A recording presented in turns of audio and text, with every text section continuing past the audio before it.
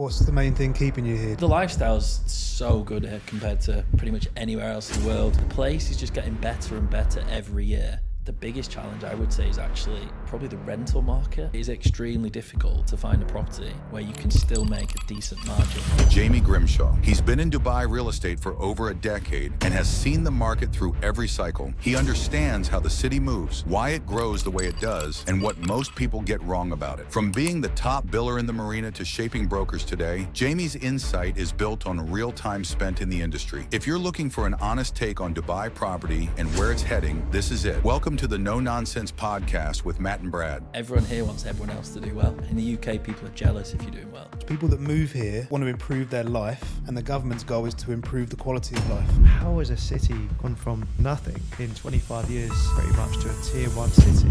Welcome to episode 4 of No Nonsense Dubai. Today we are with Jamie Grimshaw. Welcome, Jamie. Thank you. Jamie is a very well-renowned expert in the secondary field here in Dubai, and it's a pleasure to have you on today. Thank you for having me.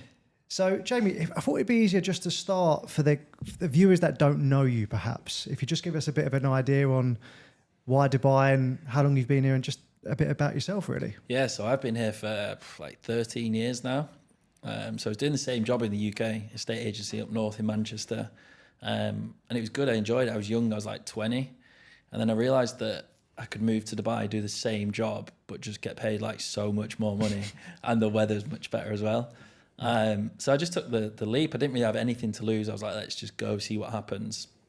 And then fast forward now, obviously, I've been here 13 years, pretty much always done the secondary market, always done Marina. And then we set up the business 3-4 years ago, Luxury Invest Group. Mm-hmm. So now we have the Dubai real estate company, and then we've also got a company that sells off-plan in the UK. So then the two obviously markets coupled together quite nicely. So you moved here 13 years ago. That's way before most people we speak to. It's like 3 years ago, 4 years ago, right? So you moved before a lot of the hype. Yeah, right? when I first came, I thought Dubai was the country. I was on the plane flying, like going to Dubai, United Arab Emirates. I was like, what is this? I was so young and naive. Yeah. But everyone back then came for like 1-2 years, see how it goes. Yeah. And then moved back to the UK, and then 1 snowballed to 2 to 5 to 10, and now it all sort of merges into 1. Yeah. What's the main thing keeping you here, do you think? I mean, the lifestyle's so good here compared to pretty much anywhere else in the world. I'm sure you guys would agree. Yeah. But the place is just getting better and better every year. And if you compare it, especially to like anywhere in Europe or the UK, that seems to be going down. Like whenever you go back to see friends, family, whatever it is, the place seems to be going this way. And whenever you come back to Dubai, it's literally going the opposite way in every aspect as well.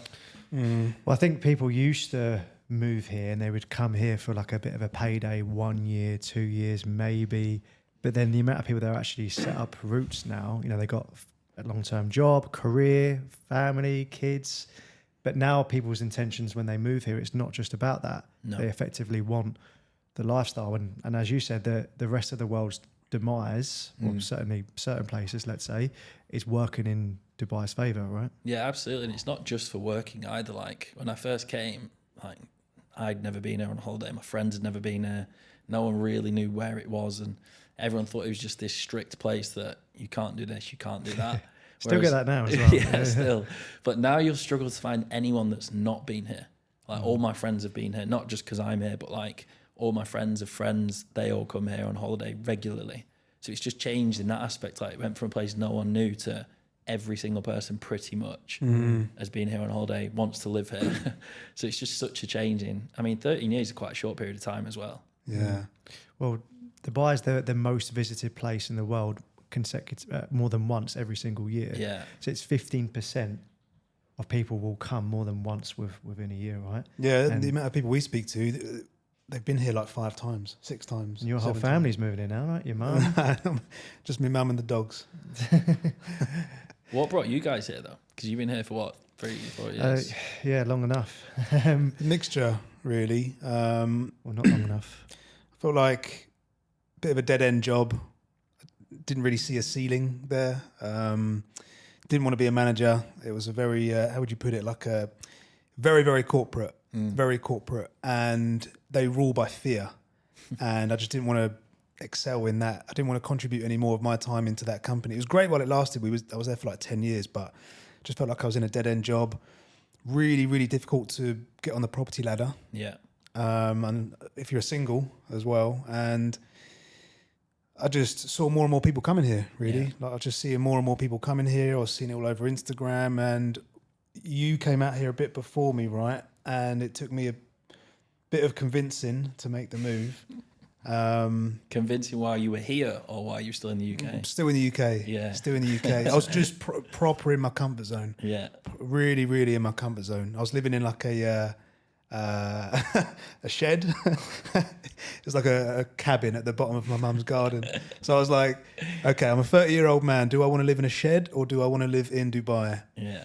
And it just become pretty... I still had to try and persuade you. Grab me by the scruff of the neck and say, come on. Still took a few months to come out here, but best decision I've ever made. Yeah, I think the good thing with Dubai, we've touched on the place, but it's also like the atmosphere, and everyone here wants everyone else to do well.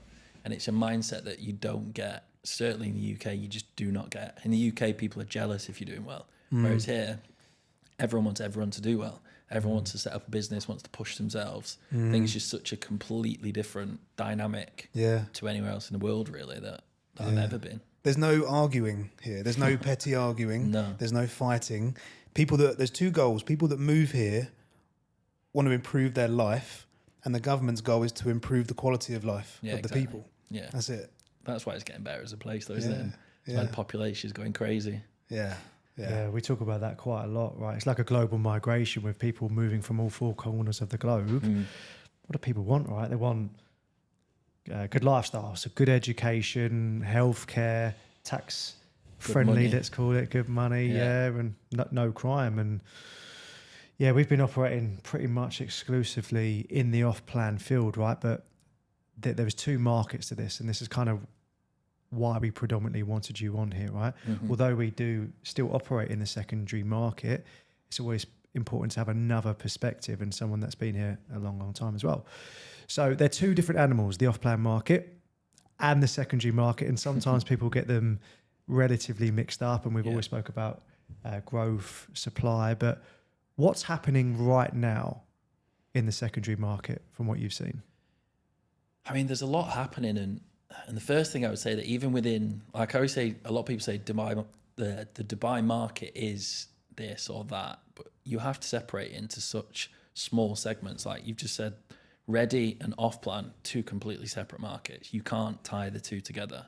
But then also within that, you've got like individual markets within even just, let's say, the secondary market. So you've got the super luxury, which performs one way. And then if you compare that to like the lower end of Dubai, they're two completely separate markets. Or if you compare like the model of let's buy, renovate and resell, that was hugely popular straight after COVID. Then so was short-term Airbnb. Now those two are sort of struggling a little bit more, and now people have been renting long-term.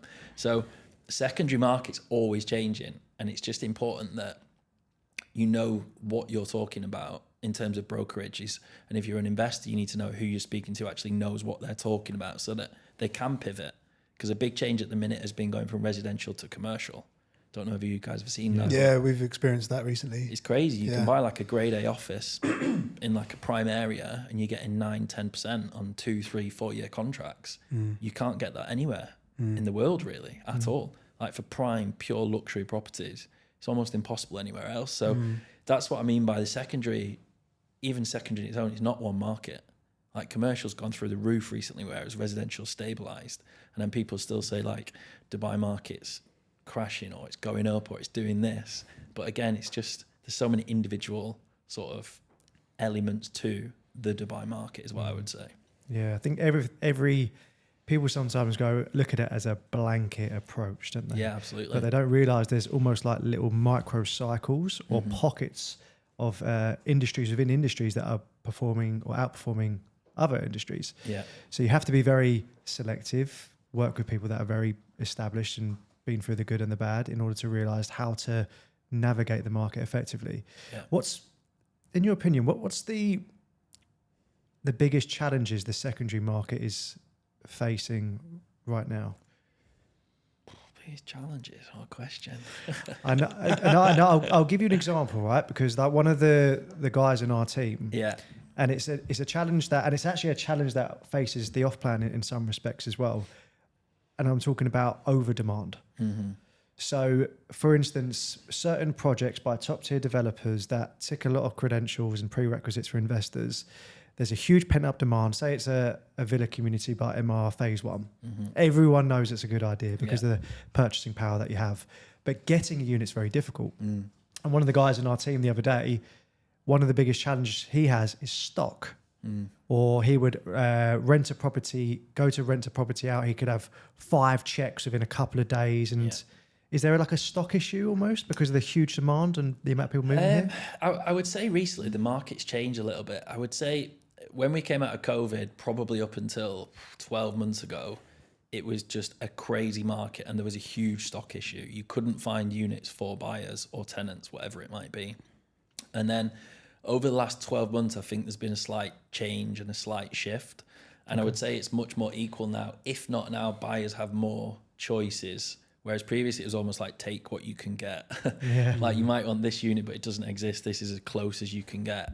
Whereas now, certainly in the areas that we cover, which is like Marina, Palm, that sort of area, you do have more choices at the minute. So I would say at the minute, the biggest challenge I would say is actually probably the rental market is what I would say. So in like the areas that we cover, the older properties are struggling to rent, I would say. Now that's a mixture of reasons. One is because the model of buy, renovate and sell or rent has gone crazy in the last 4 years. So as a result, you've got these properties that are in the older buildings, let's say like the older EMAR buildings. And if it's a standard finish, the truth is it probably does need a little upgrade. Whereas you've got someone in the same project who's renovated it, it's like literally brand new. That's obviously going to rent much quicker. And because that happened so much after COVID, like almost every other property was being renovated at one point in time. If you've got like an older property, you are struggling to rent it now. And I think that's sort of an adjustment that does need to take place. And again, it's another example of why different, like within the market, there's markets itself. Even within the same project, you can have 2 units that are available for rent. One's fully upgraded, one's not. The upgraded one will go probably before you even put it on the market. And the other one might sit there for a couple of weeks, months, whatever it might be. So from our perspective as a business, it's the rental side that's probably the more difficult at the minute. But yeah, I think the sales market is what it is, right? Yeah, and that's flying. So like with regards to renovations, like after COVID, everyone wanted to do it. Everyone spent time in their properties and felt like they came out and they wanted to upgrade the garden, put a pool in, for example, or they wanted a new property. And me and my wife were a good example. Like we were sat in the property and we were like, if this was in the UK, would we live in it? And we live in like an EMAR building, so it's not like a poor quality, let's say. It's just a different style to what Europeans are used to. And I feel like a lot of people must have had the same thoughts because all of a sudden everyone started renovating apartments, villas, whatever it might be. And that model was massive. People were making huge returns in a fairly short period of time. Whereas now if you look at the same market, it is extremely difficult to find a property where you can still make a decent margin within that sort of price bracket, let's say 2 to 5, 6, 7, whatever it might be. Whereas now the shift's been going to much higher ticket prices. So now if you're looking at 25, 30 entry level, that's where you can make the margin. And I think that's a big shift, especially in the last 12 months or so, because everyone took the stock. There's no properties really anymore that you can do that on, but buyers are still looking to do it. And I think that's why it's really important that you can pivot whatever your strategy might be, sort of in line with the market. People are still doing it on the Palm. It's quite common on the Palm, right? But they've been doing that for a long time now. How many more villas can there be to be renovated on the Palm? Well, that's it. I was speaking to Vicky, one of my agents, last week, and she had a client that was looking to do the same thing. And I think when they spoke, it was 25 entry level for like a decent number. And then all of a sudden now we're looking at 30, 35. And the client's saying, well, where's my margin gone? But then on the flip side, you're now selling for, I think there was one sold recently for like 72. So although your purchasing price has increased, your exit cost has also increased. So it's still there at that level, but in like sort of your standard 2-bed apartments, let's say, it's much more difficult to do now.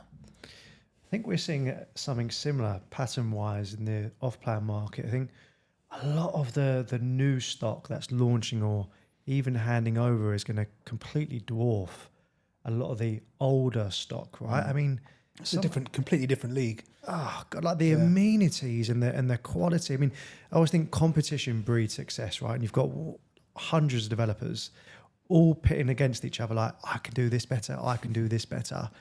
And genuinely, like, I think you have to be really careful with the traditional way in the UK is you buy the worst house on the best street, or you buy something to do a buy-to-let model. But do you think longer term, which you already alluded to slightly as well, the properties that could perhaps suffer longer term are those really old properties that perhaps haven't been renovated as well? I think if they've not been renovated, they need to be done, is the truth.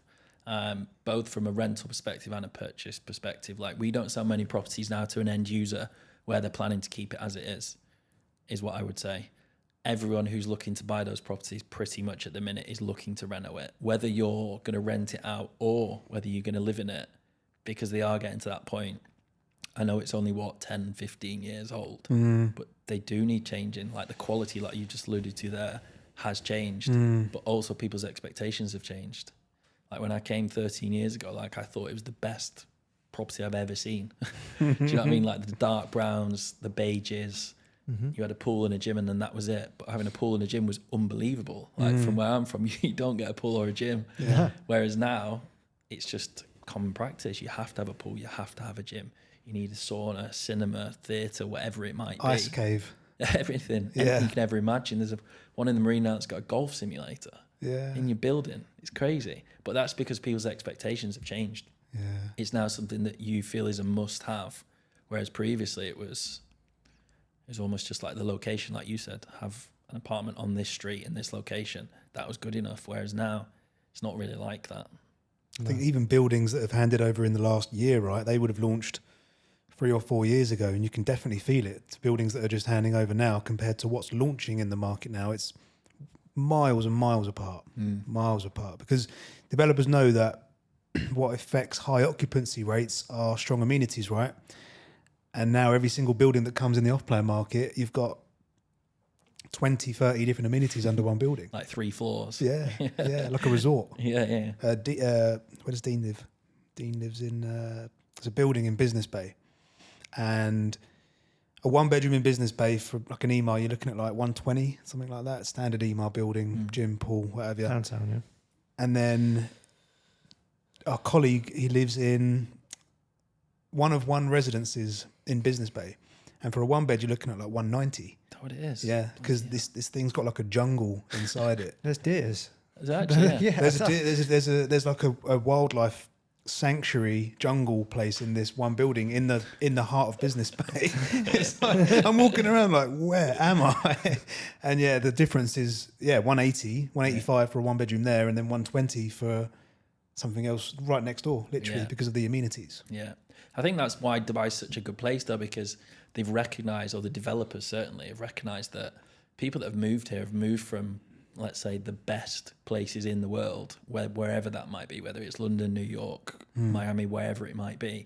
And so people's expectations to have a level of living that's at least equal, if not better. Yeah. And so if you're maybe not having a jungle, but if you're living in London and you've got like this indoor pool, you've got this gym, you've got this cinema room, or whatever it might be, Dubai needs to replicate that. Otherwise, you're not going to be able to hold the people that are moving here for sort of the job opportunities. So I think, as well as agents pivoting and investors, you've definitely seen that from developers as well. Like you just alluded to their Business Bay is 190 for a 1-bed. Yeah, crazy. Yeah. When he told me that, I couldn't believe it. But when I went in there, I was like, okay, It's cheap.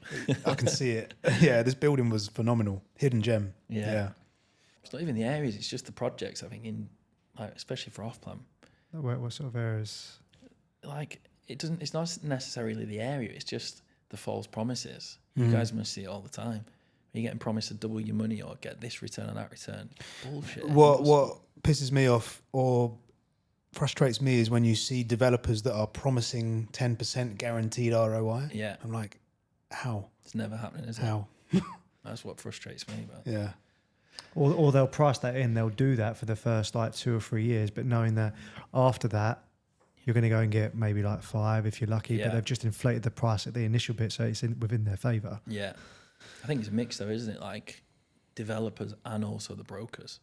Like the brokers that you see, like some of the posts that get put out. Oh, mate, don't. I read it. I'm like, how is that even possible? And how do people believe it?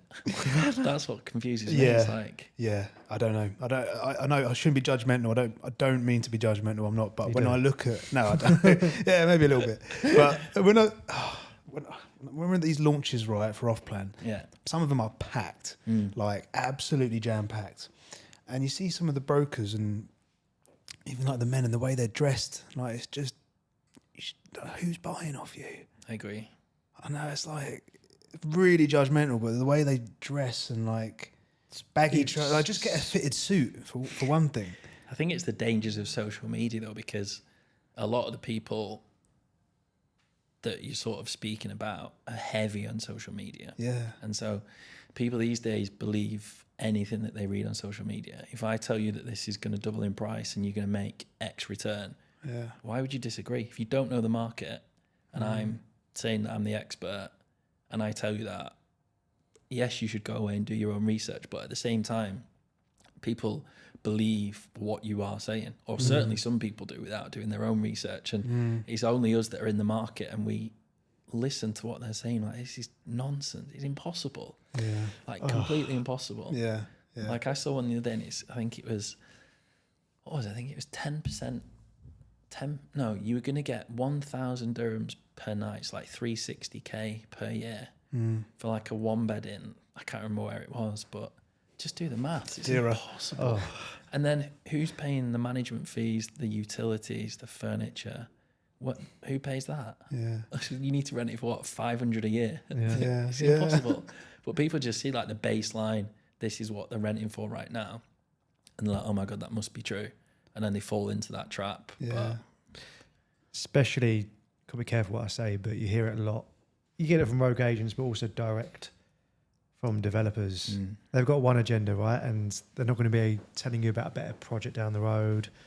They're going to be very biased. I had one literally last week. Luckily, they got a refund, but the developer that they was talking to, the agent or the representative, who should be ethical if you're a representative, told them that they'd be getting 150,000 dirhams per year for a small one bed in Arjan. And if I can't say the developer's name, but we'd all know it, and we'd all know they're awful quality. And this poor, lovely guy, older gentleman, actually a local as well. And you just think, why?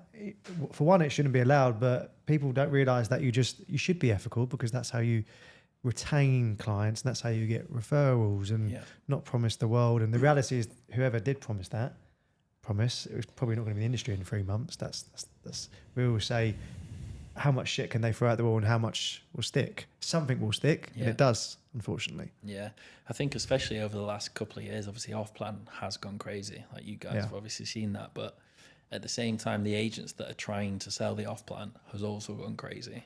The more people that are coming into the market, they see the glitzy projects, they see the big commissions, they're like, oh my God, we need to do that. It's the best way to make money. But it is the Wild West, and the amount of clients that we speak to, and they have been burnt or they have been promised X, Y, or Z. And you just sit down and break it down, like you said, 150,000 for a one bed in Arjan or studio or whatever. It's impossible to achieve those numbers. But if they've been told that by a developer or by someone who is experienced, let's say, in the industry, then it's almost like their opinion against yours. Yeah. And they don't really know who to believe. And it's just creating confusion. Like one of my clients was from the UK, and they said there's a roadshow every week in Manchester, and they go just to sort of take knowledge in.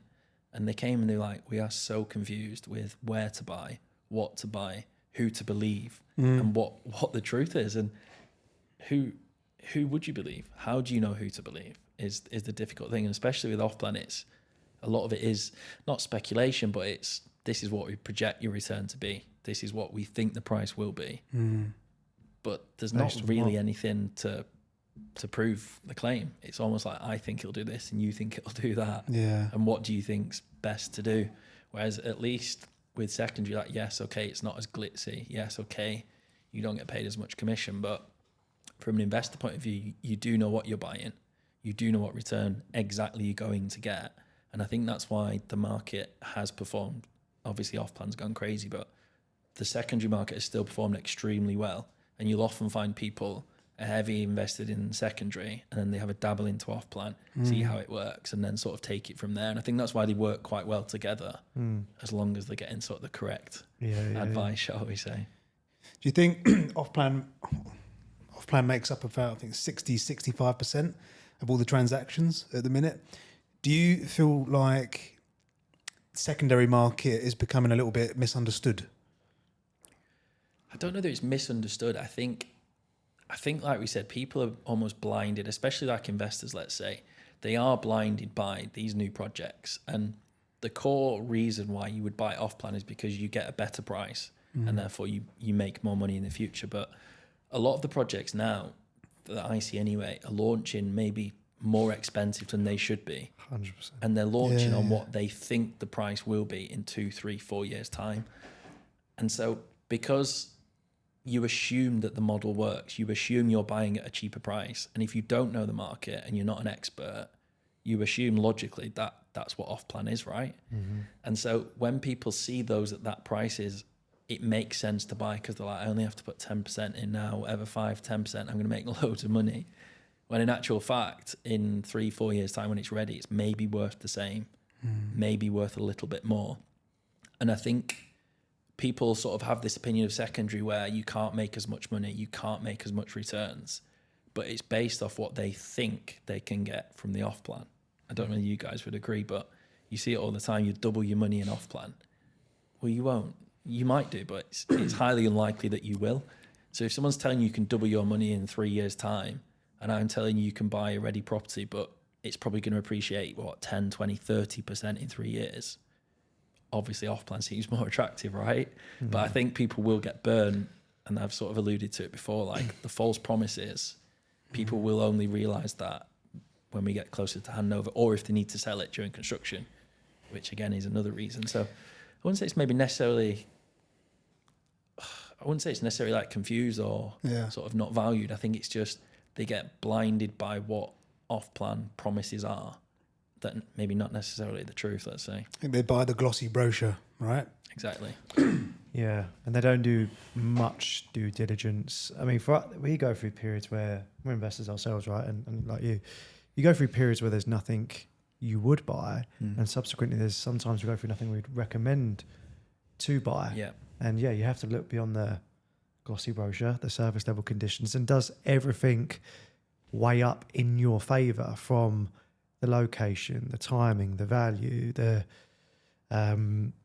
everything, every prerequisite needs to be ticked. Yeah. And the seasoned investors do a lot more due diligence, and that's where they buy multiple units and have multiple exit strategies that come alongside with that as well. Well, you mentioned roadshows is interesting. We're seeing so much of that now. You don't often see top developers doing roadshows. It's normally the roadshow. Normally the roadshows are done by developers that have a lot of stagnant stock, and they can't shift it, and they know they've probably overpriced it. There's a developer. I won't slander them. They've had projects that have launched over the last 2 years. And they've got thousands and thousands and thousands of units just in one project. I know who you're talking about. Yeah, and they've got so much stock left. And there's distressed sales wherever you look. Yeah. But they priced it way too high. It's actually a lovely project. They priced it way too high, can't sell it. They're going international and making false promises to international investors as well. And what will happen, I think you'll agree, from the rental perspective, it'll be a race to the bottom. You have thousands of like-for-like cookie-cutter units. Again, still be nice, but all handing over at once. Your competition will be rife, and your yields will be compressed as a consequence. So that's one thing I think when that particular one hands over in 18 months, that's where you'll see the pockets of adjustments and corrections. Corrections will come, but it will happen in certain, as you said, markets within a market, if you like. Yeah, no, I agree. And I think with off-plan as well, certainly when we see the volume done in off-plan, a lot of it comes from outside of Dubai, outside the UAE. And it is like you say, they're maybe not well averse with the market. They don't really understand maybe the area. I've had clients that bought in JVC and told me it's next to Marina. It's miles away. But they've been told that. And on the brochure, this building here looks like it's opposite the Marina. It's nowhere close to it.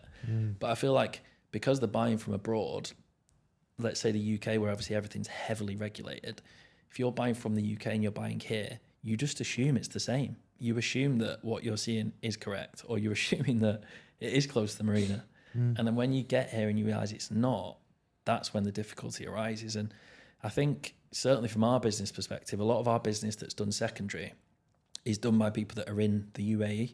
They live in Dubai, and then they will also then go and buy secondary market. They'll go and buy off-plan as well. So they maybe live here, they bought where they live, they bought a couple of rental properties or bought to renovate, flip, whatever it might be, and then they'll enter that off-plan market. But they're very selective with what they will buy because they know the market a little bit. They're not experts, that's what we're for, but they understand the market a little bit. If someone calls them and says, do you want to buy this project in Arjam, for example, it's 150k rent, they know it's not true. Whereas if you're based in the UK, let's say, and someone says you can buy for 1.5, it's going to rent for 150 easily a year, why would you disagree?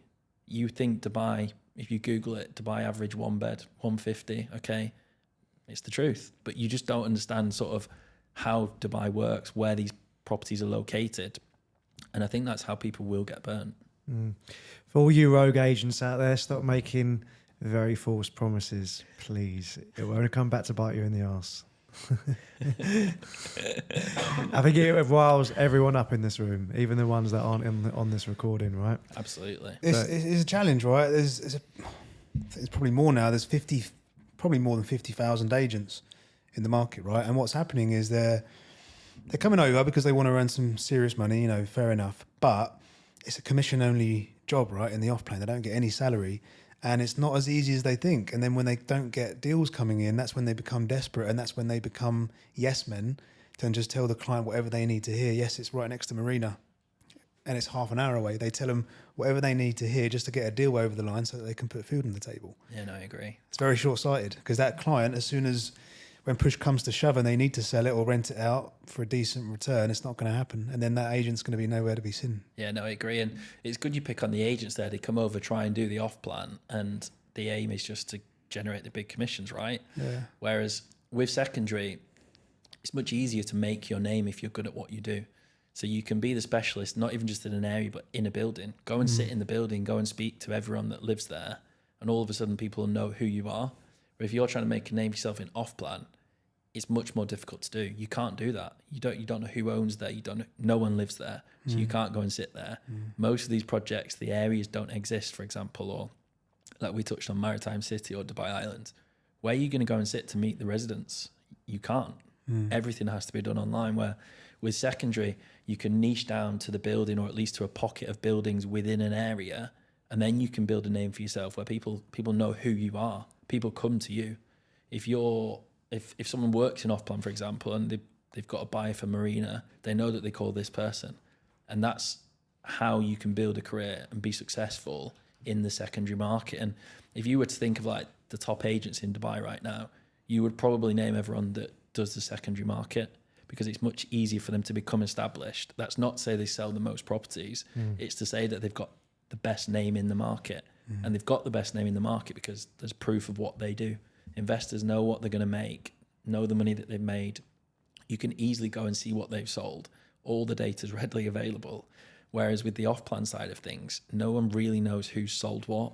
You can't even necessarily see the sold prices for a long time for most of the projects. So it is like the Wild West is what I see from the outside looking in. And I'm sure you guys feel the same as well when you're obviously successful in the off-plan market, but how do you make a name for yourself in that building, for example, or that area?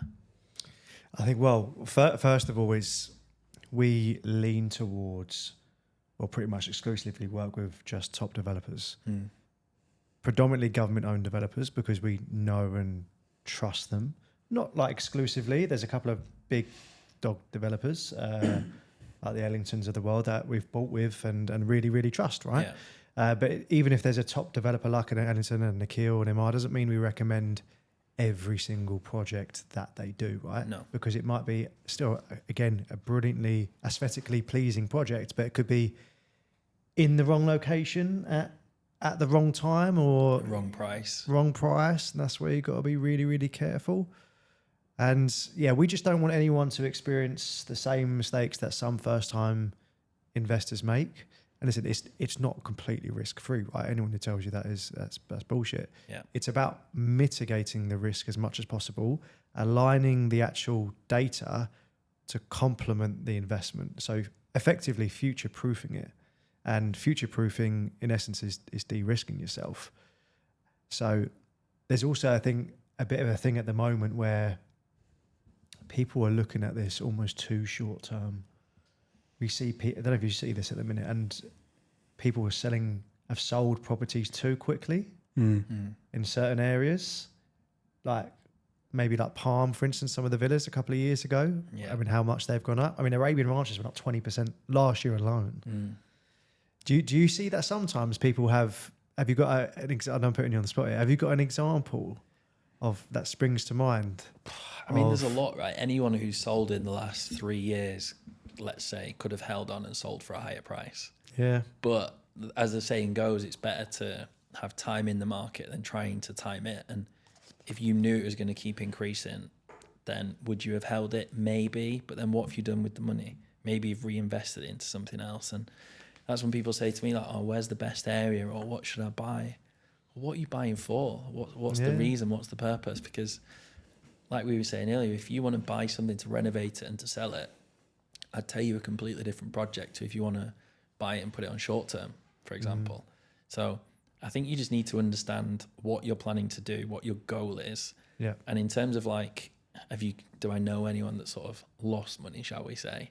Yeah, of course, there's people that could have held off and hold for a higher price, but have they then reinvested into something else that's made them more money? So a good example is, I had a client who sold a 1 bed in the Marina, maybe 1.4, 1.5 or whatever it might be. But then with the same money, bought a full floor off plan actually, bought a full floor off plan, which has then gone up, 4 or 5 million in the last 18 months. Would that same money that was in a 1 bed in the Marina have gone up 4 or 5 million? No. Did he sell for slightly below market and lower than what he could have sold now? Yes, of course. But you're talking 300, 400, 500k maximum. Whereas the upside is he's invested it into something else that's made him a lot more money. So it's difficult to say, could you have held on and made more money? Yes. But if you've invested it and you've made even more money, then obviously it was the right decision at the right time. But I think it's important to know that there's not one answer. And I think that's the problem. So many times people say, this is the best project. Well, no, it's not. What if I don't want an apartment, I want a villa? That's not the best project, is it? And I feel like we were saying with the market, it's not one market. It's not one answer to the question. And so many times people are blind and they think this is the best project or the best area right now. Well, what if I can make more money doing something else? Or what if it's not what I want? What if I specifically want a 2-bed? Like, I'm a good example. I want a 2-bed on the beach that overlooks the sea. It's my dream. Don't really care where it is, but that's what I want. So if you said to me that the best project for me is somewhere that makes me 10% returns, wouldn't interest me whatsoever. But if you told me that this was the best project because the 2-bed is on the front, the glass balcony looks over the sea, I'm interested. So I think unless you know what the person's looking for and really what their goal is from that investment, you can't really advise people. This is a spot on, and this is where I think a lot of agents don't do themselves any favors, and this is where they don't make it in the industry and this is why they get ghosted by clients. It's because they don't spend quality time with that person in the initial stage, figuring out their why. And you said it just then, like, why are you buying? What are you buying for? What are your needs, musts, preferences, everything like that. They just go straight in with, what's your budget? Okay, here's 2 options, 3 options. That's it. And that's when people get ghosted. Agents get ghosted because they don't understand what the client, what is the best project? How do they define that in their head? What does the best project look like to them? If they don't understand that, they're just going to be stabbing wildly in the dark with brochures and options. But it's the same, especially in secondary. It's the same for sellers. How can you negotiate or work on a sale if you don't know why they're selling and the time frame? Because you don't know what buttons to press. Like, we've had it before. We've had an offer and we don't understand why it won't be accepted, and it wasn't being accepted because the guy didn't want to transfer straight away. He wanted a 2-month contract because that's when the tenant was leaving. And we were trying to hammer him, it's cash, it's quick, it's done in 5 days. It's like, well, you need to understand the reason why. Like, why is he looking to sell? Or the classic example is, what is he doing with the money? And I get this a lot from some of my guys. It's like, got this offer, he wants to take, he won't take it. I'm like, okay, well, why are they selling? He's an investor, okay? But what does that mean? Like, so what? What's he investing in next? Like, how is he going to make more money? And like we were saying before with buyers, you need the same pathway for a seller. Like, if they want to sell the property because they're an investor, great. How can he sell this property for this price? And what's he going to make more money on? Because if he's not going to make more money by doing this, why is he going to accept your offer? No matter what the offer is. It could be 100k above market, but if he doesn't have a clear path of how is he going to make a shitload more money by buying this or investing in this or doing this with his money, how are you going to be able to convince him to sell? And I think it's just question after question and delve deeper. If someone says, I'm an investor, okay, great, well, what's the time frame? What are you planning to do? And he, like you were saying with off-plan, I'm an investor, okay, well, what are you planning to do with it? Do you want to live in it when it's ready? Are you going to rent it long-term, short-term? Are you planning just to flip it? Like, what is the reason? Like, just to say you're an investor isn't really enough information to get. Like you said, when you're trying to qualify people, qualify them properly. Find out exactly the reason. And don't just take what they say and then try and create your own narrative from it. He's an investor, so he's just going to buy something else. Okay, well, what if he's not going to buy something else? What if he thinks the market's at the top and he wants to hold off? Again, it's like another conversation. And unless you delve into it at that level of depth, it's impossible to close anyone to buy, but also to sell as well. Where do you think the market's at? You just said the market's at its top. I don't think it is personally, but we get that quite a lot. Like, yeah, we're starting to get that a fair amount. People hesitating about being at the peak. Yeah, but I mean, honestly, people have been saying it, for 3 years? Yeah. Like, people were telling me the market was crashing, still going into COVID, came out of COVID, it's going to crash. And then it turned around. And for the last 3 years, we've had markets at its peak, markets at its peak, markets at its peak. And a lot of the time it's based on just pure speculation. If you actually look at the fundamentals and the economics, there's a shortage of properties in Dubai. That's a fact. The population's 4 million. And there's let's say roughly 1 million properties, let's say. There's actually less, about 800,000. Yeah. But if you take 1 million as sort of a round number, I think it's 4 people per household is the average across Dubai. So let's just say we're break even at best case scenario. I can't remember what I was fucking going to say. Yeah, crash. Market. Yeah, market, like being at the top. Yeah. So the best case scenario, we're sort of breaking even. Yeah. Economics, obviously, as the population is increasing, it's increasing astronomically. Like, we're over 4 million now. If it continues to increase, where are the people going to live that are coming in? And if they've got nowhere to live, then the only option is for the prices to increase. Yes, there's a higher supply, and that's obviously a big point that a lot of people are making. But if you look at what's actually handing over and you look at the rate of the population growth, even the rate of the population is way higher than what's handing over, or even what's expected to hand over. So from my point of view, I think it's just much more stable. I think we were massively undervalued going into COVID. Like, it was ridiculous looking back at the prices. Yeah. And you look at where we are now, we're still undervalued compared to almost every other major city in the world. Massively. Like, especially London. I was in London last week, and like, if you go down One Hyde Park, it's so expensive there. It's like £10,000 a square foot. And here, you can get a prime luxury for 4,000 or 5,000 dirhams, which is what, £1,000? Yeah. Just 10% of the most expensive thing in London. And so when you couple everything together, like the undervalued city compared to every other city, and you see the population increasing, it doesn't really make sense to me why the market would crash. But what do you guys think? It's a very hot topic right now. From the conversations I have and you have as well, when investors do hesitate about a crash, when we challenge them and say, where exactly did you hear that? Or how have you come to that conclusion?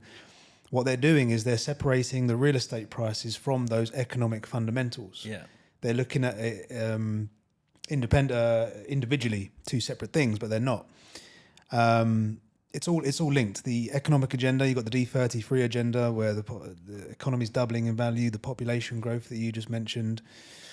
The scary thing is, I think this place is just still at the beginning, I think. A lot of my investors that have moved from like big European cities just can't believe how well priced it is, but they say there's a limited amount of land in Dubai, which there is. I know obviously we're still to build on a lot of it, but at the end of the day, it is limited. There isn't, unless they go into the sea again, it is limited. Yeah. The population increasing, the businesses that are moving here and the level of people that are moving here is higher than anywhere that you've ever seen. So if everyone's moving here, everyone's moving the businesses here, naturally property prices will follow. They will. But I think, like you've just said there, if you look at it purely from no economics whatsoever, the price has doubled in 4 years? That's not sustainable. It must crash. No. I agree it's not sustainable, but does that mean it's going to crash? Put it like this: do they want the prices to keep increasing at the same level it has been for the last 3 years? No, because that's not sustainable. Should property be increasing over 20% year on year? No, nowhere. So these launches aren't working independently. They're working in line with the 2040 master plan and the economic agendas. And people sometimes get perplexed and they're confused with the handovers of today are not for the people of today necessarily. They're for the 250,000 people that are moving here every single year. And sometimes people forget about, not just about the new residents we have, it's the amount of tourism. Last year we had 17 million tourists. So many of these tourists now don't always just use hotels like they once would. That landscape has changed massively. Yeah, that's true. They absorb a lot of the, especially in sort of the more prime locations of the local landmarks around the Burj Khalifa, Palm and whatnot. Those properties are often catered for short-term rentals. We need to be realistically delivering around 100,000 homes every single year, and we're just nowhere near that. No. They're trying to catch up. It's 40,000 so far as projected end of this year. Yeah. I think they're saying there's meant to be like 70,000 next year, but as you Still know, short. will they all hand over next year? Probably not. But even if they do, 70,000 isn't matching the increase in the population. So naturally, there's another shortage. But one more thing just quickly is that the market's changed so much since I've been here. And I think people forget, it's quite easy to say the price has increased massively. It's doubled in 4 years. Yes, okay. But what about the previous 7 years before that? It crashed astronomically. It came down 50%. So just for simplicity, like Marina went from 2 million for a one bed down to 1 million in 7 years' time. And then in 4 years, we have gone up again. But just look at, again, the economics. 13 years ago, like the population was probably half. No one came here. No one was seeing this as a long-term play. Everyone thought it was like come for 1 year, 2 years. And the prices were plus or minus, especially in the Marina, pretty much what they are now. Whereas look where we are today. Like we've just said, everyone in the world wants to at least come to Dubai on holiday. They want to move here. The population's higher than it ever has been. And price-wise, we're only just slightly higher than we were, let's say, 12 years ago. So is that really bad? If you zoom out and you take away 4 years, look at 13 years, for example. Is that such a bad thing? No. I think people look at the past, don't they? And they think, oh, but it crashed at this particular point. But it was a different animal. It was nowhere near as regulated. Like when you sort of first moved here, right? It was the Wild West. Wild West. And you could make some serious money. Yeah. But my God, could you lose money? And market maturity is a good thing. So now it's a lot more stable. But yeah, compared to other sort of tier one cities, you look at the Londons, the New Yorks, the Paris, it's significantly cheaper. But Dubai is still in its infancy stage. People struggle to comprehend how has a city gone from nothing in 25 years pretty much to a tier one city in 25 years. And of course, it's not going to be priced like that yet, but we're starting to see the gap. And institutional investors know that, right? Who have the biggest research team, analysts, the biggest teams around them doing their due diligence, and they're investing on them massive funds because, well, either they know something we don't, right? Or they see the opportunity as well. Yeah. But I think the market's going like this, but in between it's going like this. Naturally, yeah. And again, different pockets and different areas. Yeah. But so many people liken it to where it was, let's say, when we crashed, well, I call it 12 years ago. It's a completely different beast in terms of Dubai as a place, but also the actual market conditions are completely different. like the transfer fee was half. You could flip a property without having to pay a certain percent off plan. So now most projects it's what 30-40%. Yeah. You need to, back then that wasn't the case. Just put an EOI down. Yeah, it was literally just like get the EOI, get the piece of paper, and then you'd sell it on the way back to your house. It was it was crazy. In the queue outside the building waiting for a unit. Whereas now obviously that's not possible, so therefore that's removed that level of speculation. And mortgages now you need a higher deposit, so therefore it's a much more stable market when you need more funds in the property. Like it's just so different compared to where it was. And a lot of people say that not they crashed it on purpose, but the prices were too high. If you think about it, 12 years ago for what the place was, it was way too high. It was all on speculation of Expo. That's what everyone thought was going to happen. We were just going to go. And then literally overnight they announced, bam, changes. And then all of a sudden we came down. So it's like, yes, the place is so much better, but the actual fundamentals and regulations of Dubai are also so much better. And we're so much more prepared for the price levels where they are today compared to, let's say, 12 years ago, where, if we're honest, they probably were way too high at that time. Jamie, thank you so much for coming on today. Pleasure. Thanks for having me. See you again soon. Okay, now.